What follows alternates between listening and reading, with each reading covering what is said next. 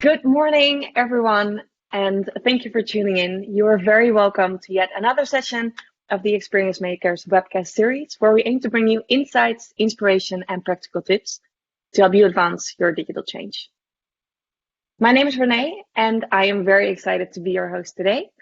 In today's webcast, we will welcome our partner Digidentity and our customer NN Investment Partners, who will share their learnings on how the workflow at NN Investment Partners improved after adding e-signatures. But first, while we have some people joining, some housekeeping rules to make sure that you get the most out of this 100% live webinar. We aim to end at 10:45. If you have any thoughts, feelings, concerns, compliments, please share them in the chat pod. If you have any questions, please drop them in the designated Q&A pod, and we aim to answer all of them at the end of the webcast. Let me introduce you to today's speakers. We have Harpreet, Bhatia, specialist in tech and ops, strategy and innovation at NN Investment Partners. We have Dekkers, director at Digidentity, and Grau, regional account director sign at Adobe. So let's get started. I want to give the floor to my colleague Sander, and I hope you will enjoy this webcast. Right, Renee, thank you so much, and everybody welcome to this webinar. At Adobe, we are trying to change the world through digital experiences, and that's exactly what we did with together with Digidentity at Nationale Nederlanden Investment Partners. So Adobe is transforming the way business compete, and we believe there are three major drivers to digital transformation and reinvention. So the first one is customer experience. Obviously, we want to focus the customer experience more to a centric way so that everything is centralized and going more smooth for customers.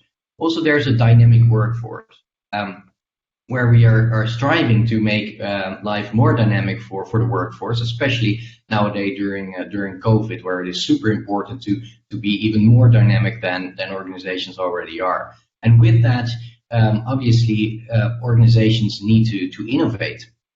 And so by making use of new technology like NN Investment Partners did with the use of Adobe Sign.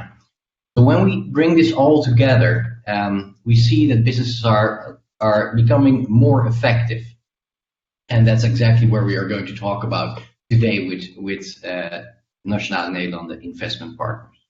Now, if we take three pillars out of this to highlight, we basically see that with the use of Adobe Sign in general, but also what we will learn from Nationale Nederlanden Investment Partners, is that we see that the experience becomes more seamless. So you can decrease the signature time by hours, and in general that is 1.5 hours. So that's super amazing if you ask me. Also, the business processes obviously will be more digitalized, and there we see that business runs way faster. Here we see an average of 28 times, but that depends on the business. It can go even faster if in some cases. Now, last but not least, and also very important obviously for most of the organizations, is that the return on investment is pretty high. There is in general 420% return on investment on digital workflows, or making them more efficient. So today we are going to see how NN Investment Partners, with the use of Adobe Sign and also Digidentity, made sure that their businesses becoming more seamless by using Adobe Sign and Digidentity. So from here, I would like to give the floor to Dekkers from Digidentity. And yeah, teach you more about Digidentity and how NN Investment Partners are doing it. Dick, the floor is yours. Yep, thanks, Sander. So before we dive into today's main topic on what we did together with NN Investment Partners, and also particularly how NN helped both, I think, Adobe, but particularly also Digidentity, evolving their product and making it more fit for purpose, and while still fitting the needs of NNIP. Just a little bit of background on Digidentity. I think most of you will know Adobe quite well. Digidentity is an identity provider, so that means that we actually provide assurance around the person you're dealing with online. So effectively, we can perform all kinds of checks on an individual before they start interacting with you. So in case of an insurance company, we're meeting the Know Your Customer KYC and anti-money laundering standards. But the second thing that we do is around digital signatures. And based off of the intelligence that we put into our identity checks, we can actually provide high assurance digital signatures all the way up to qualified, which effectively is globally seen as, let's say, the highest level of digital signatures. So in terms of our scope, under the European Union, we have something called eIDAS, which is the pan-European standard for both eID, so digital identity, as well as digital signatures and certificates. And we're notified, let's say we're providing e-identity for 2 countries, national governments in the Netherlands and in the UK.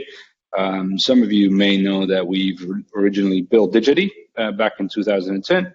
And in terms of customers, right, we have about 60,000 corporate customers. And particularly during the COVID peak that we'll touch upon a little bit later during the conversation, probably, we onboarded almost 100,000 people a day. So all the people that we needed to do benefit claims, for example, would go through our system in the Netherlands, but also in the UK.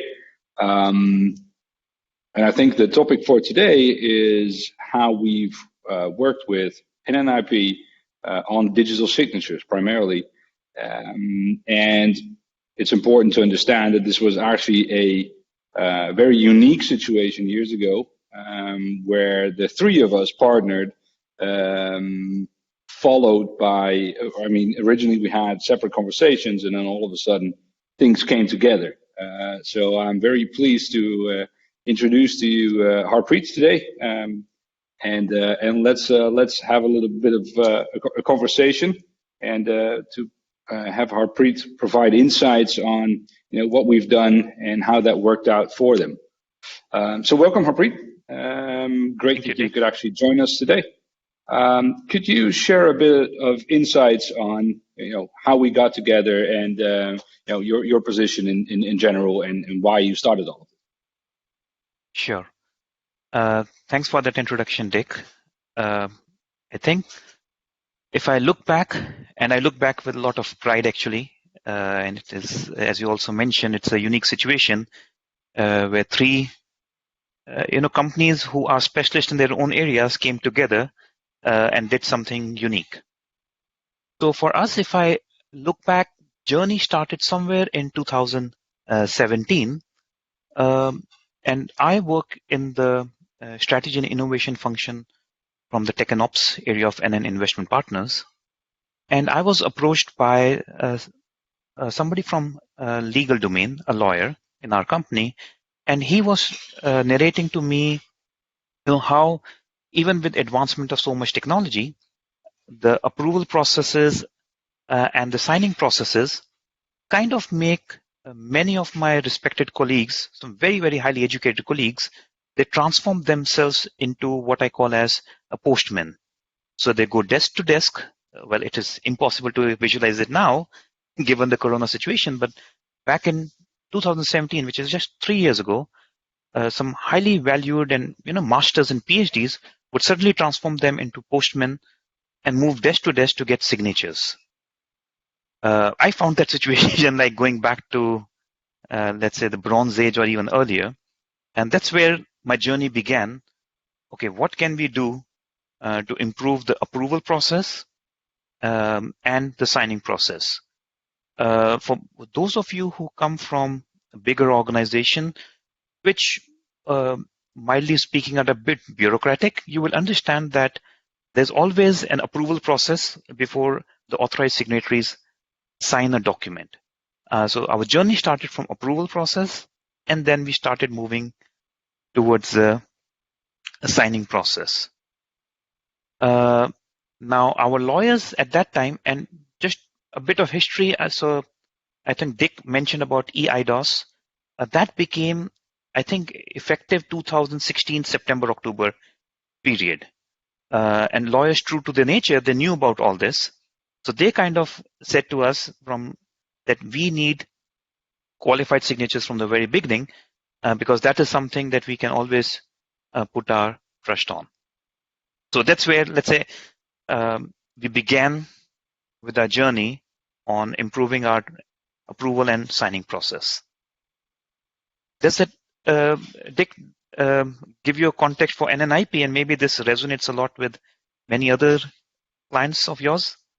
Yeah, definitely. So it usually starts with a very pragmatic problem, and which usually seems to have a fairly simple solution attached to it, right? Yes. We'll go into digital signatures. You know what? We'll take the highest standards, then we're always covered. But usually it's not that simple, right? Because you start to dive into the company process and legal and compliance. So do you have any views on, or could you share any thoughts on what issues you ran into when you first started to sort of uncover the potential solution? Sure. So I think in right earnest, we started somewhere around March 2018. That's when we signed our contract with Adobe. At that time, our motto was that, hey, I can, it rekindles my memory, and there was an anecdote which I would like to share. And some of our authorized signatories, whenever they would go on a holiday, they would carry a printer with them. So, just try to visualize this, your CEO sitting on a beach in, Hawaii, and then carrying a printer with himself or herself. So this was indeed true. It sounds very funny, but this is actually true. It was not obviously our CEO, but some very high-ranking people in our company.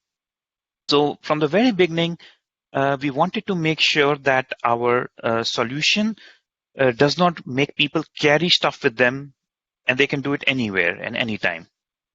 So given this, let's say, design challenge or design ambition, we always wanted to do something on the cloud. So luckily, Adobe Sign was on the cloud, so that was tick in the box. But for our identity part, we were looking for a partner in the cloud. So we approached, and it's quite actually a big name. So we approached a provider for the cloud-based digital signatures or digital identities. Now, again, you have to visualize yourself. Who is going to sign? The people who are going to sign are the CEOs and other authorized signatories who have very little patience and very little time. So from technology point of view, we thought, hey, this is great. You have Adobe Sign on the cloud, integrated with a cloud service provider as well for digital identity. But the experience, the user experience was so bad that we actually didn't even roll it out to any of our authorized signatories, because what that would have meant is they would have to remember, I think, 3 or 4 layers of passwords, and impossible. Just visualize yourself asking your CEO to remember 3 passwords on top of what they're already doing in the company. So we just hesitated to do that. And at that point, we kind of, started doubting ourselves that maybe we are thinking too far ahead in the future. Maybe there is nothing which is, having a good user experience and allowing to sign anytime, anywhere. So that is, I'm talking about June 2018-ish period. And slowly, we were almost about to give up. And it was just a chance encounter with my IT security team, who mentioned a company who have smart digital certificates. So we had already given up saying, hey, it's not going to be on cloud. So we just said, you know what, let's have a kind of a smart card through which we could provide digital certificates for our authorized signatories. So that is where we were. And the company that we approached was, at that time, Digidentity, to seek a smart card for our authorized signatories. I think looking at the objective that you already put up for yourself back then, I mean, it's for lots of companies today, it's still quite a moonshot, right? Sign anytime, anywhere. I mean, that's without specific hardware involved. I think that is actually quite challenging, and for most still is. So the way I have gotten to know you over the, let's say, the past couple of years, I think you're very much a technology-driven person with a strong mindset for innovation. But I could imagine that NNIP in general is probably rather flexible because of the size, but on the other hand is also very much tied to compliance and legal restrictions and all kinds of fairly traditional processes around approvals and signatures.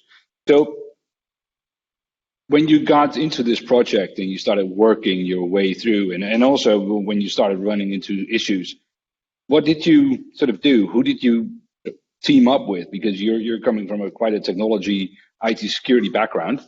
Who did you bring in to actually solve this for basically for all stakeholders? Right. It's a very good question, Dick. And yes, indeed, at NN Investment Partners, we pride ourselves in making best use of technology to improve our processes and leverage technology in whatever way possible. But at the same time, we have our umbilical cord to NN Group, which is, if not the largest, then among the largest insurance companies in Netherlands and probably even in Benelux area. So we had to, while being, fast, we were nimble, we were agile. But at the same time, we had to go through all the security checks, etc., etc. And in that sense, we were lucky that partnering with a company like Adobe to begin with, and later on, as we progressed in the journey with Digidentity, I think we were kind of found ourselves in safe hands because both these companies, they take security extremely seriously, and they passed, for example, both, I think, Adobe and Digidentity, they kind of comply to the highest standards that EIDOS lays for them. So in that sense, we were kind of convinced. So that was one. And secondly, going back to your original question, whom did we team up with? So I'll break this into two components. Component one is internally. So internally, we were always sure that this project is led from the business point of view. Technology, we are enabling them. We want them to leverage technology, but it has to be always led from our business people. And in specific, we teamed up with our legal team who were at the forefront of this. Again, we were lucky we had the right people there who were pushing us for this, and our operation risk management team and IT security team. So it was a unique combination that we formed internally. And on the external side, as I was continuing my story, when we went to Digidentity seeking, solution for digital signatures and digital identity to be very precise, at that point in time, I think, if I'm not wrong, that was early 2019, late 2018 period. At that time, Digidentity did not have a solution in the cloud. But the best part of this whole story is neither us nor Digidentity, we stopped there saying, hey, we don't have a solution, therefore we stopped the conversation. What I really liked even till today is this can-do attitude. Hey, we don't have it doesn't mean it cannot exist in future. So, that was the start of this journey. Hey, if it doesn't exist today, hey, nothing stops us from creating it. And that is something which was extremely praiseworthy on behalf of Digidentity. And maybe, I'll pass it back to Mark to see, hey, how did you go about this? Because a lot of parts happened on your side once you made a commitment to us saying, yes, we can do it. Yeah, it has been quite the journey, actually. And I think we'll touch upon that in a little bit more detail later, because I think what I highly appreciate of the partnership, because I actually perceive it as being a partnership, right? Because it started off as a sort of, you had an issue and we had a potential solution, and then all of a sudden we saw that there was a likely mismatch. So I think this is a clear example how suppliers and customers could actually team up in and develop a solution that is actually highly innovative but also new to the industry. Right? We actually changed things. And one of the things that became even more apparent is that moving forward after we integrated into Adobe and provided the cloud signing, we are now actually in various regions in the world are changing legislation based on what we've done. So, for example, in the UK, particularly property transactions were very traditional, right? You had to have a witness and both signed that document with a pen. And all of a sudden now we've, together with Land Registry and with Adobe, based on the developments we've done and the innovations we've made with your input as well, we've been able to change that legislation where qualified electronic signing is now appropriate for property transactions, which is, yeah, at first sight is a minor thing, but when property transactions are allowed and then the weight of an electronic signature is valued appropriately, I mean, that is a massive change. So when we start looking at the use cases a little bit more detail, right? So you first engaged with Adobe. How did that go? What were you looking for? What were your expectations? Can you explain a little on why you went with Adobe as well? I think that's an important thing to highlight too. Sure. So I think here at NN Investment Partners, we never looked at signing as a beginning and an end in itself. To us, signing of documents is part of a journey which begins with drafting of the contract, goes all the way from approval then to signing, and from signing it has to be filed in an appropriate folder where it becomes searchable, and searchable not only on name but also the content. Because, and I'm sure many of the participants in this company who would have encountered this situation where all the the knowledge in the document is kind of gets lost as soon as you scan that document. So you can no longer search the content, and as a result of which you have to put, not in a derogatory sense, you have to put humans to read them again to find out, okay, which client, what did we sign with that particular client? Some of you may be more advanced, so you might be putting OCRing, but still, let's try to solve the problem at source. Let's put it this way. So for us, from drafting till the very end of the journey where people are searching, we had to maintain the complete journey as digital. And to us, Adobe Sign was a part of the big jigsaw puzzle that we were trying to fill. Now, some of the questions which we were asked when we were launching Adobe Sign was, hey, but I do it in my emails. And we said, yes, you can do it in your email, but then, it gets lost in dungeons of emails. And if you have to ever have an audit request, especially big companies have a lot of audit requests, you have no proof what happened. And you spend more time searching your emails, replying to audit questions than you actually spent on signing itself. So if you look at the end-to-end workflow, it makes sense to have one platform, interconnected, and going from there. So why this big story? It's because Adobe Sign was at that time, and I haven't been following the market, but I know for sure they're still the leaders. Adobe Sign at that point in time was the only partner who could help integrate. So they had very good integration capabilities with many of the softwares that we had in-house at that point in time. So today I just want to talk about Adobe and Digidentity. So I would not name other softwares that we have.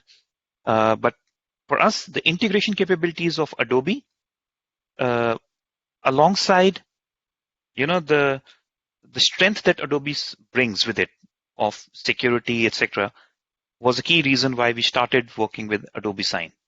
Yeah, it makes perfect sense. I mean, one of the key things that we found is, so this all evolved into a standard called the Cloud Signature Consortium that have developed an API for companies like Digidentity and Adobe to interconnect.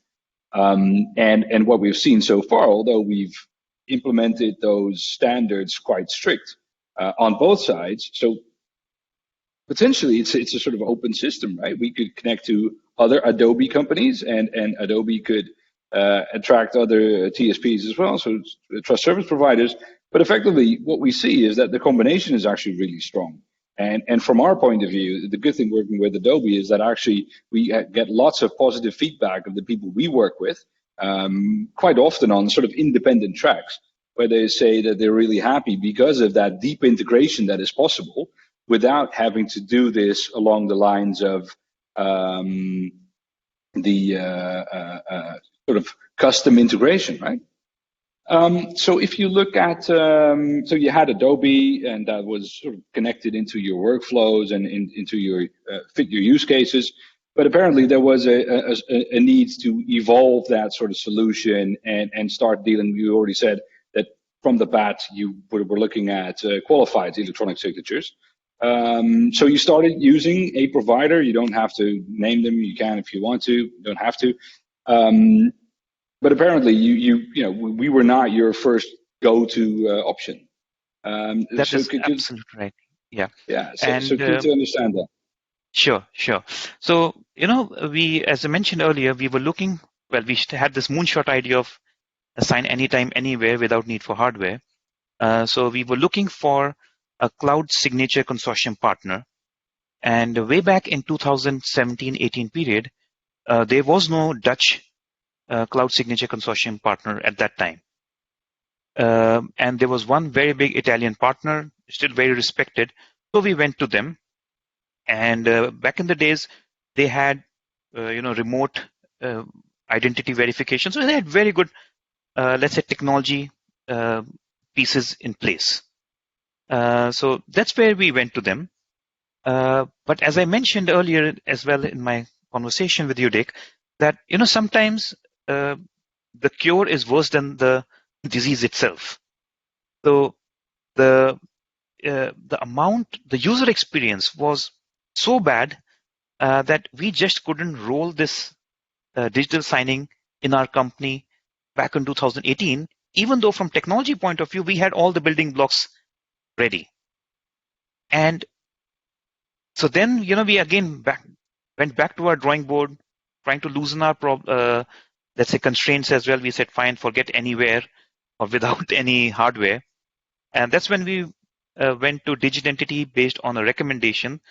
And that was purely to get a smart card. And we knew that Digidentity is a good a great provider for security credentials. But at that time, way back in 2018, they did not have any cloud offering. And I still remember this conversation so starkly. It was a day in December. It was a bright, sunny day. We entered their office and we said, hey, we hear you have smart cards. So can you give us the tangible smart card? And they're saying, what are you talking about? The smart card is not even tangible. It's virtual. And we were just taken aback. And that kind of launched us into more conversations with Digidentity on qualified. Yeah, no, I still remember that day. Marcel, the founder and technology brain of the company, and like you said, we did not have a physical smart card anymore. So the traditional card and the reader that would be connected to your laptop based on USB. Because we tried to solve that a long time ago, very technology driven, I should say, because we were using iPads and things like that did not have a USB port anymore. So we actually solved that problem quite early on in the sort of journey of the company. But one of the things that we didn't solve and that many were still struggling with was the onboarding journey, right? So if you look at the way this works traditionally, is that there are all kinds of standards around how what you need to do in order to issue a qualified electronic signature. But one of the key things is that even though you can have all your forms online, traditionally you would have to meet someone in person, and they would give you their passport or ID card, and you would look at it and whether that's actually Harpreet, and then we would issue you a qualified electronic signature. And in our case, that was a virtual one, so it was a token. But the challenge there was that it takes ages to get there, and that it wasn't scalable, particularly in when dealing with multiple countries, right? So we had lots of great ideas around the smart card and that sign anywhere principle. But we totally, not ignored, but we're not preoccupied with let's say, the onboarding journey, which is actually, particularly when doing this at scale, or if you want to do this in a hurry, because there is something that you need to take care of. And we've had those occasions, right, where we had to either drive over to your office or those people had to come to our office. And the good thing is that we're only a few hundred meters apart, but we had those sort of speedy conversations where we had to check someone's identity really quickly. So I think that is one of the key things that we've changed, is that the registration initially would be partially online, but also a very offline, non-scalable, national, if you're lucky, component. And when we had to, that was one of those things that we had to change, right? In order to make it really fit for purpose, and also leverage the cloud signing element of it to its full extent. So you had a situation where you had Adobe sign, and then you had a supplier that didn't quite fit your needs, and you ran into us, and you had a good feeling about us, but not necessarily because you could buy one of our products off of the shelf and then you would be good to go. So what did you actually? What were your considerations to bring all of it together and start this fairly challenging project while you were basically trying to find something off of the shelf that would fit your needs? Yeah, I think there were a combination of factors. The first factor was, I think, as you alluded, was after this initial conversation, we had Marcel. He came down to our office, and I remember we just picked up. We have this green board, and we picked up a chalk, and he started drawing the potential solution. So it was like, and he is like the authority in digital signing. So it was almost like listening to a professor in a university who knows everything inside out. And while he was speaking, we had this feeling that, hey, here's a company, CEO is there who understands this inside out. That was part A. So, we had to take this leap of faith in trusting this company who we thought, yes, they can deliver. And we saw all the signals were, yes, they can deliver. So that was one. Two, the solution that they were proposing, and when we saw, let's say, and people talk about design thinking principles and creating an MVP, etc. The MVP that was created by Digidentity for us was simply a video on how it could look like. And this, we can't show that video anymore, but this video, if you look at it, you say, if that's the video, if this is how it will translate in production, you could easily visualize how our CEOs and all the authorized secretaries will go for it, because the user experience would have been exactly similar to, if you make payments on ING, just scan your QR code and it's done. So the promise of this solution, with the leap of faith that we had in Digidentity, and the commitment that they were showing for this, I think all these three things combined, we entered into a partnership agreement with Digidentity. I think we call it a MOU at that time, if I recall correctly, and that was around March of 2019. That's when we started the program, and to our surprise, initially the idea was that Digidentity will become member of a cloud consortium in about month and a half-ish period, but we were extremely surprised that within a week and a half, Digidentity showed us an email from Cloud Consortium president himself welcoming Digidentity with a personal note. So that was, again, it made us feel more confident that, okay, we are putting our trust in the right partner and we can go ahead with them. So that's where it started. And for those of you who are in project management area, you will understand that there are always ups and downs. But if you keep having a trust, we get through in the end.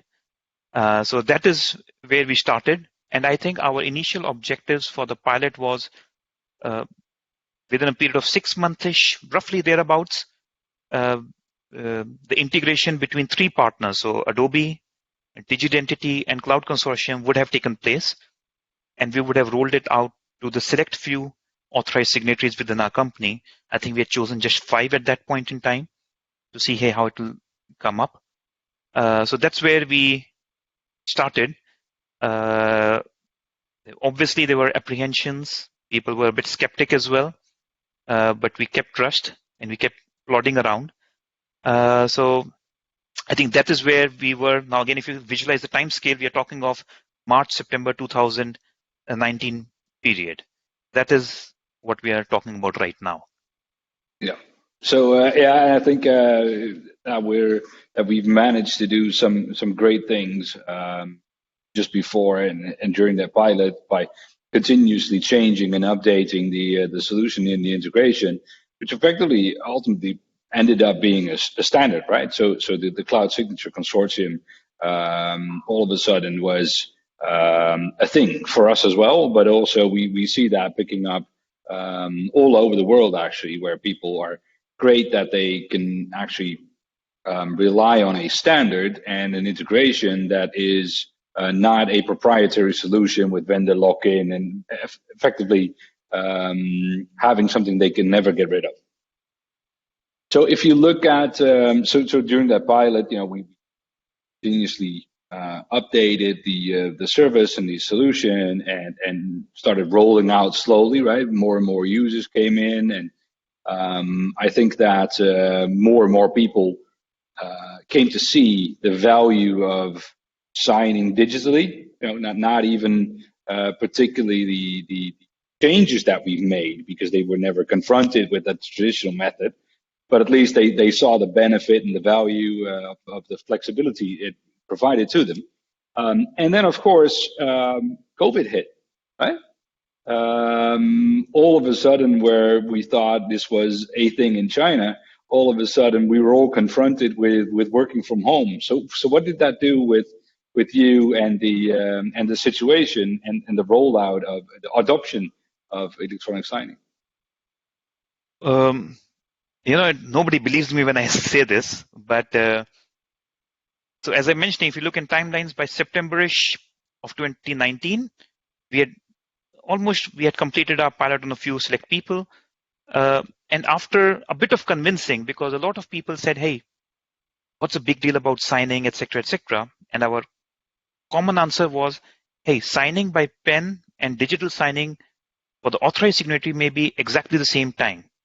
But if you look at the time saving for the entire process end to end, how many times have we encountered a situation where our clients, who we claim to be, they are the center of our universe, how many times did they have to wait for our signed document to make decisions? And, if you look at period before 2019, there were documents which would take months to get signed, just because you had to send a document from point A to point B. That person is not there today, he's on a holiday, etc., etc. So if you look at the end-to-end chain, then when you realize, aha, that's where the gains come from. It's not just one signing. So looking at just one signing is like, we are not even talking of the real problem then. So just a week before, so we are talking of, I think it was March 9th or March 16th, after, a lot of convincing, we got all our authorized signatories that we knew of at that time on Digidentity and Adobe Sign. And without having any foresight of what is going to hit us.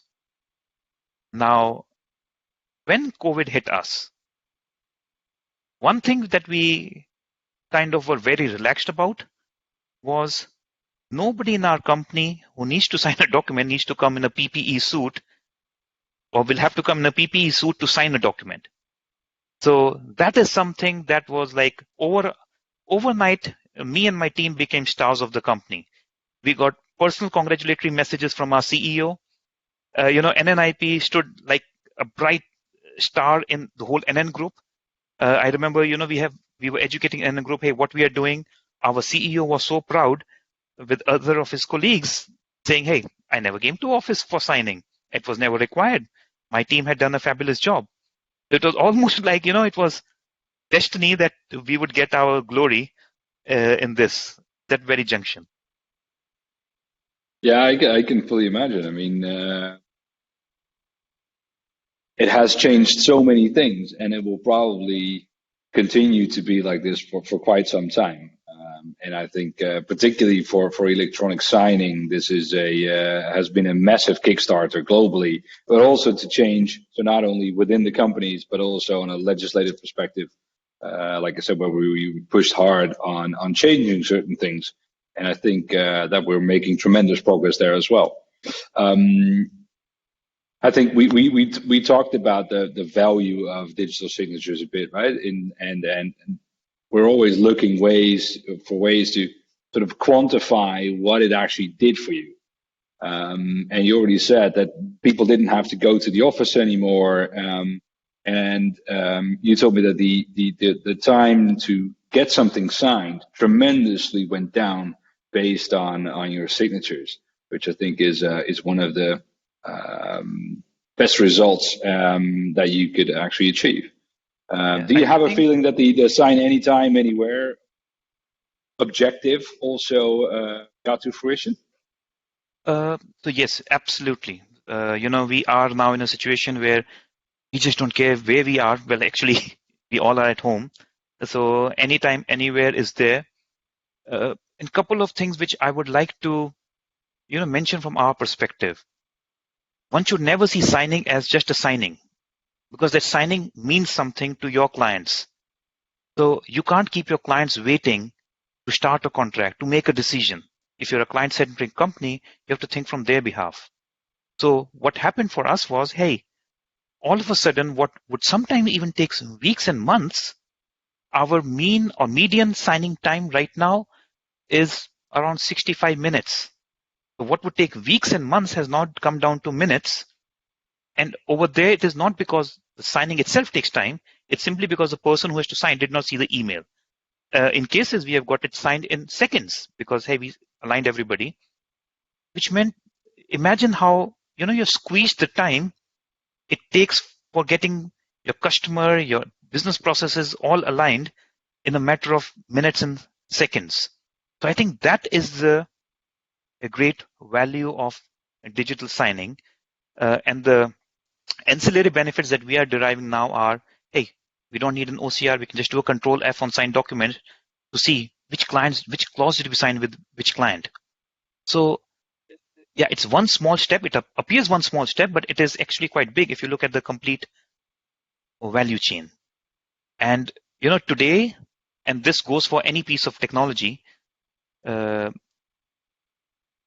nobody in our company. So between March of last year and March of this year, roughly a year now, we have had 10,000 transactions, signing transactions.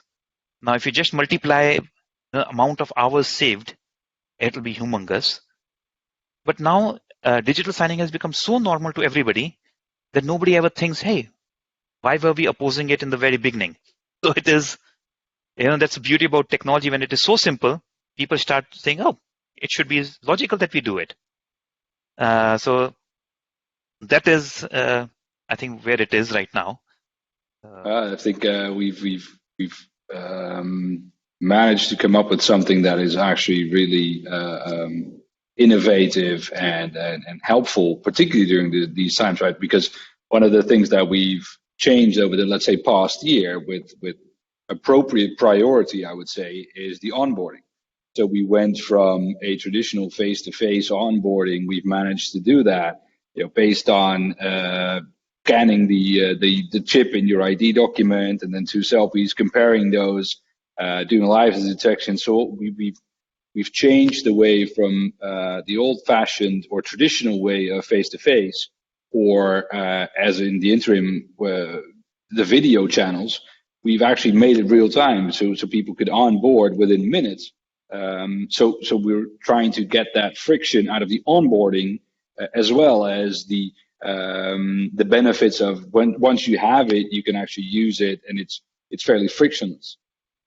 So we've updated this from a process of days at least to minutes. And that combined with the fact that you can bring your signing process down from days to about an hour, right? I think has made a big difference for lots of companies and for you as well.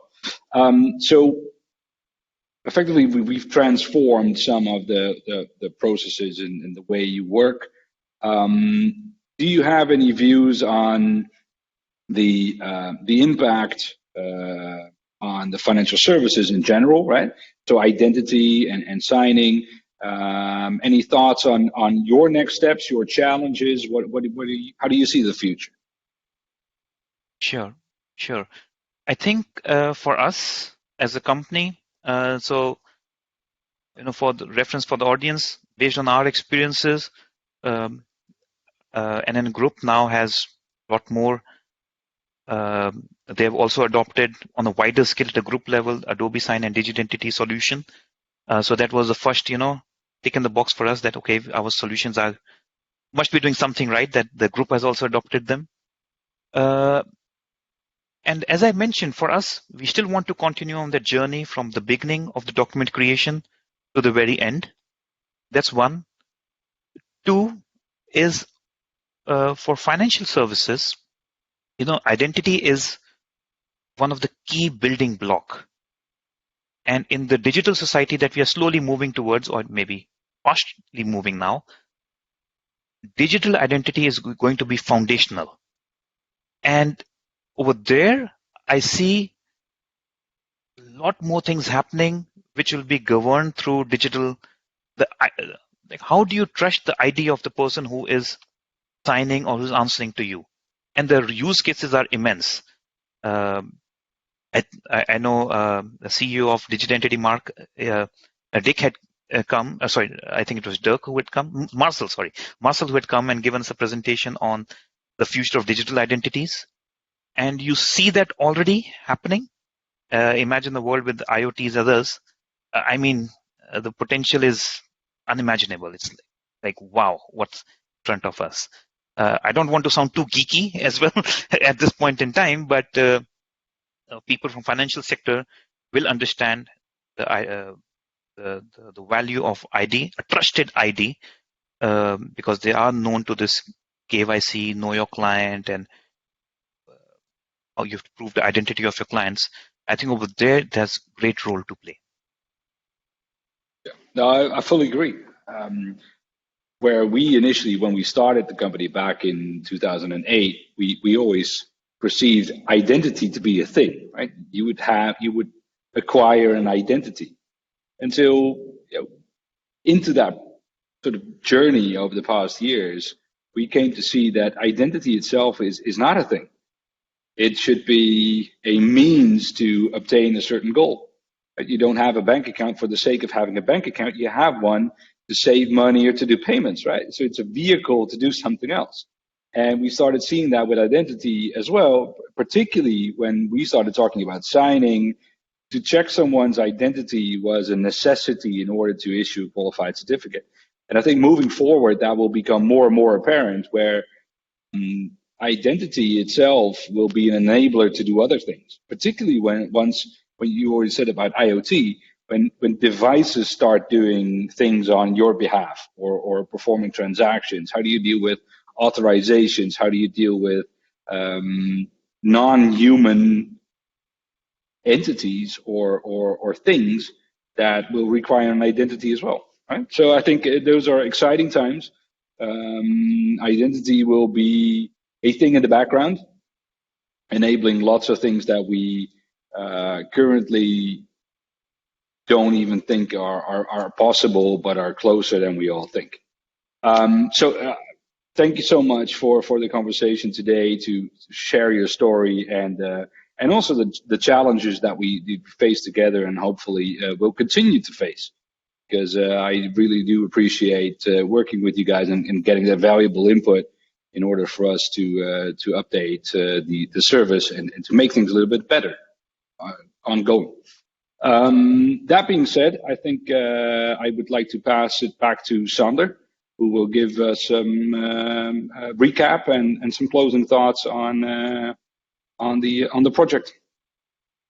Yeah, Dick, thank you so much, and Harpreet as well. Thank you for sharing your this amazing journey, basically. So to conclude, basically what we have heard and learned today is that we basically created an end-to-end digital experience. What Harpreet already said, it's not just signing; it's more than that. It's creating the document, signing it, and then eventually getting it back. And this by automating the workflows and innovating basically the manual process into digital processes. So obviously we know that and then Investment Partners is a large organization, and therefore the adaptability on an enterprise level was very important as well. All of this was creating a superior value for them, which was eventually getting their signing time back down to 65 minutes instead of weeks/months. And obviously with the help also of Digidentity, and all together actually we are the trusted enterprise partner for each other. What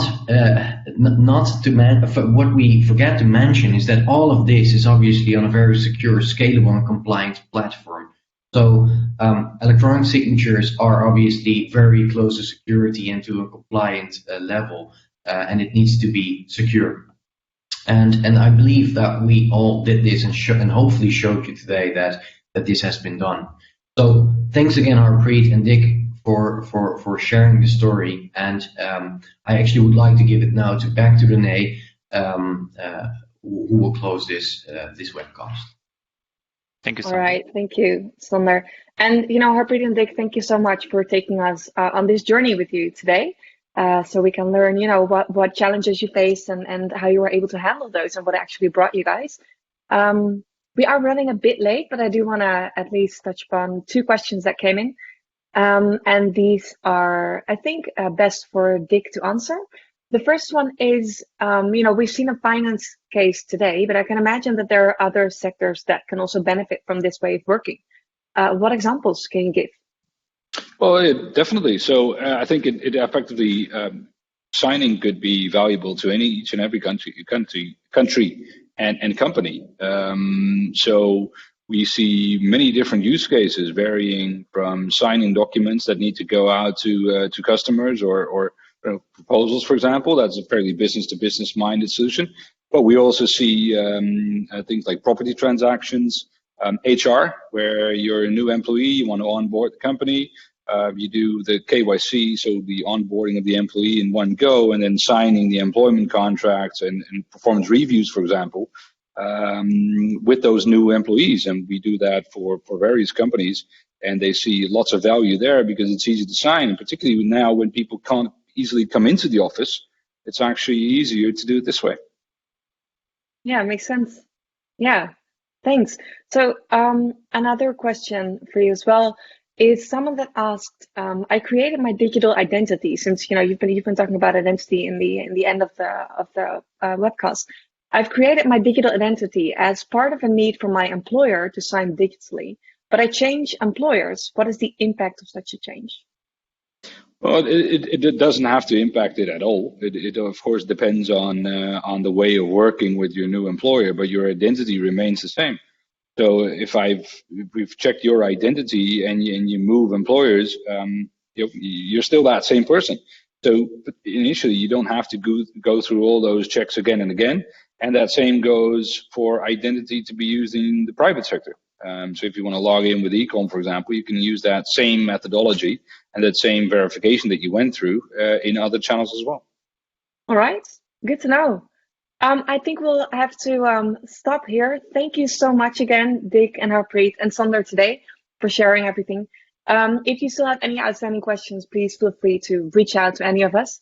And for now, keep an eye on our social channels for any next episodes of The Experience Makers. And thank you so much for joining us today.